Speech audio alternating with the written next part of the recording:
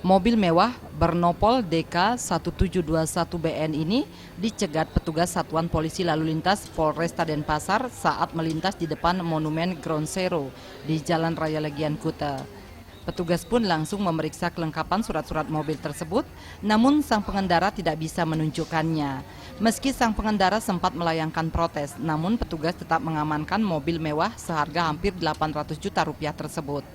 Selain mengamankan mobil mewah, petugas juga mencegat puluhan kendaraan bermotor, mobil, dan taksi yang melintas di kawasan ini. Razia yang digelar dalam rangka Operasi Patuh Agung 2015 sengaja dilangsungkan di kawasan Kuta karena berdasarkan laporan sangat sering terjadi pelanggaran terutama yang dilakukan oleh wisatawan asing. Semua tanpa kecuali pengguna jalan di atas jalan umum yang tidak menggunakan kelengkapan sesuai dengan aturan lalu lintas tidak pidana. Walaupun di wisata kita tidak. Pelanggaran yang paling sering dilakukan oleh wisatawan asing apa nih?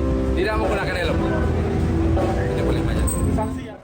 Dalam operasi kali ini, petugas menindak 75 kendaraan bermotor roda 2. 25 kendaraan langsung diangkut petugas karena tidak dilengkapi surat-surat resmi, termasuk juga satu mobil mewah tanpa surat alias bodong.